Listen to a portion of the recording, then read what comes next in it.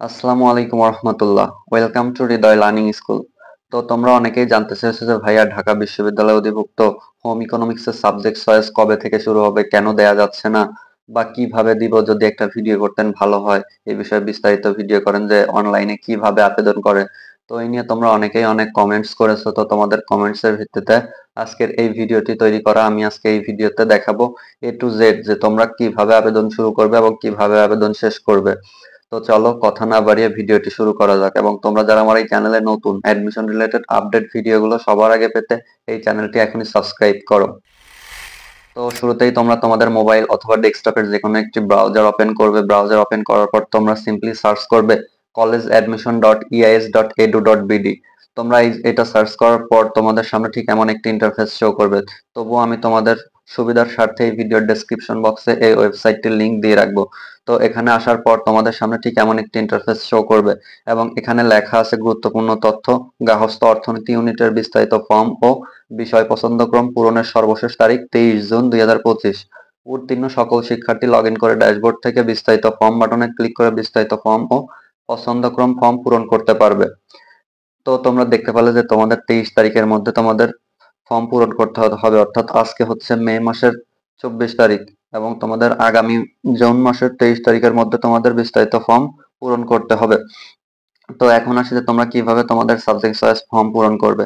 তো এখানে প্রথমেই 1 নাম্বার অপশনে যে অপশনটি রয়েছে লগ ইন, এই লগ ইনে তোমরা ক্লিক করে দেবে। লগ ইনে ক্লিক করার পর তোমাদের সামনে নতুন একটি ইন্টারফেস শো করবে। এখন এখানে তোমরা তোমাদের প্রয়োজনীয় যে এইচএসসি রোল, এইচএসসি বোর্ড এবং এসএসসি রোল এটি দিয়ে তোমরা এখানে লগ ইন করে নেবে। তো লগ ইন করা হয়ে গেলে তোমাদের সামনে ঠিক তেমন একটি ইন্টারফেস শো করবে, অর্থাৎ তোমাদের ব্যক্তিগত তথ্য দেখাবে এবং তোমাদের ডান পাশের দিকে আবেদনের অবস্থা, এইখানে নিচে তোমাদের গার্হস্থ্য অর্থনীতির নিচে তোমাদের রেজাল্ট এবং বিস্তারিত ফর্ম নামে একটি অপশন থাকবে। তো তোমরা এখানে বিস্তারিত ফর্মের উপর ক্লিক করবে। তো বিস্তারিত ফর্মের উপর ক্লিক করার পর তোমাদের সামনে ঠিক এমন একটি ইন্টারফেস শো করবে।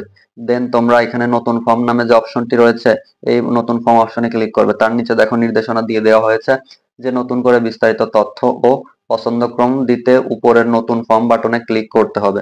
তো তোমরা সিম্পলি এখানে নতুন ফর্ম বাটনে ক্লিক করে দেবে। তো নতুন ফর্ম বাটনে ক্লিক করার পর তোমাদের সামনে ঠিক এমন দেখাবে। তো এখন তোমরা ভাবতেছো যে এটা কিভাবে করব। তো এটা করার জন্য তোমরা যে সিম কার্ড দিয়ে আবেদন করেছিলে সেই সিম কার্ডটি নেবেন। নেওয়ার পরে তোমরা তোমাদের মোবাইলের এসএমএস অপশনে চলে যাবে। দেন তোমরা তোমাদের এসএমএস অপশনে গিয়ে লিখবে due space SIF space NCZ53395। এটা তোলার পরে তোমরা উপরের যে নাম্বারটি রয়েছে 16321 এই নম্বরে সেন্ড করে দেবে। দেন তোমাদের ফোনে একটি ফিরতি এসএমএস আসবে এবং ফিরতি এসএমএস এ তোমাদেরকে একটি পাসওয়ার্ড দিয়ে দেওয়া হবে। তো সেই পাসওয়ার্ডটি তোমরা এখানে বসিয়ে দিয়ে দাখিল করে দেবে। তো দাখিল করার পর তোমাদের সামনে আরেকটি অপশন আসবে, তোমাদের বিস্তারিত তথ্য দিতে হবে সেখানে।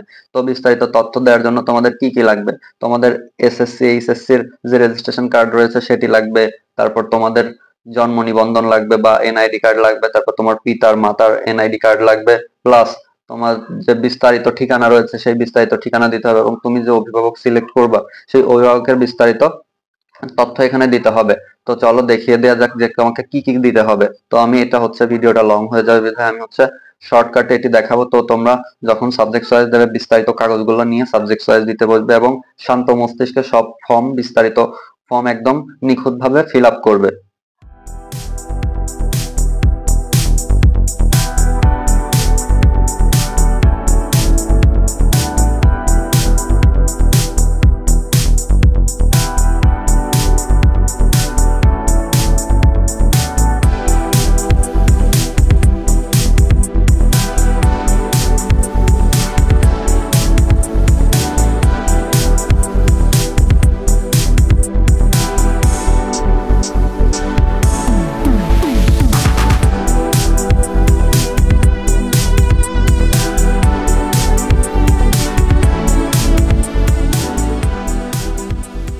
এবং তোমাদের আরেকটি বিষয় বলে রাখি, সেটি হচ্ছে তোমরা যখন নতুন ফর্ম নামে একটি অপশন ক্রিয়েট করবে তোমাদের ইমেইল লাগবে, একটি সক্রিয় ইমেইল অ্যাকাউন্ট লাগবে এবং সেই ইমেইলটা এখানে বসানোর পরে তোমাদের ইমেইলে একটি কোড যাবে SIF কোড। সেই SIF কোডটি তোমার সব সময় লাগবে। তুমি সাবজেক্ট চয়েস দাও বা সাবজেক্ট চয়েসের রেজাল্ট দেখবা, সব কারণে লাগে। তো তোমাদের ইমেইলটি তোমরা সঠিক ইমেইল দেবে এবং সেই ইমেইলে যে কোডটি যাবে সেই কোডটি তোমরা সংরক্ষণ করবে।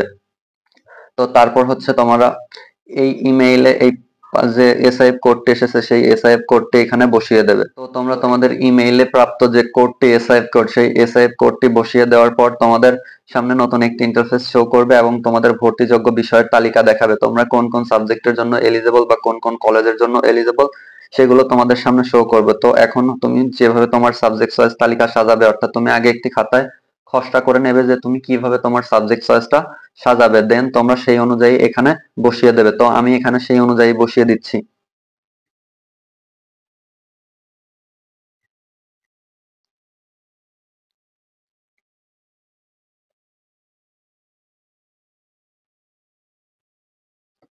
তো এখানে তোমরা তোমাদের সুবিধা মতো তোমরা যে কলেজটি আগে দেবে সেই কলেজের প্রায়োরিটি কোন সাবজেক্টে বেশি দেবে সেই সাবজেক্ট ওয়াইজ তোমরা তোমাদের সাবজেক্ট ওয়াইজটি এখানে সাজিয়ে নেবে। সাজিয়ে নেওয়ার পর তোমরা নিশ্চিত করুন এই বাটনটিতে ক্লিক করবে।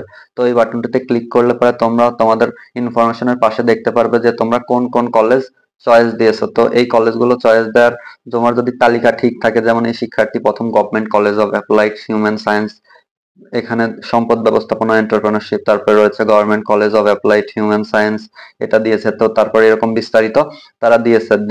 দেওয়ার পরে সেই শিক্ষার্থী তার সম্পূর্ণ সাবজেক্ট চয়েস যে ফর্মটি রয়েছে সেটি সুন্দরভাবে দেখে নিয়েছে। তো দেখার পর এখানে নিচে একটি অপশন আসবে যে আমি নিশ্চিত করছি উপরের প্রদর্শিত তথ্যাবলী ও বিষয়ের পছন্দক্রম সঠিক। তো এখানে একটি টিক মার্ক দিয়ে দিতে হবে। তো টিক মার্ক দেওয়া হয়ে গেলে তোমরা নিচে নিশ্চিত করুন এই বাটনটিতে ক্লিক করতে হবে। তো এই বাটনটিতে ক্লিক করলে পরে তোমাদের সামনে তোমাদের সবকিছু বিস্তারিত দেখাবে। তো আশা করি তোমাদের বোঝাতে পারলাম যে কিভাবে ঢাকা বিশ্ববিদ্যালয় অ্যাফিলিয়েটেড হোম ইকোনমিক্স এর সাবজেক্ট চয়েস অনলাইনে ফিল আপ করতে হয়। তো দেখা হবে নতুন কোনো ভিডিওতে। ততক্ষণ পর্যন্ত সবাই ভালো থাকো, সুস্থ থাকো। আল্লাহ হাফেজ।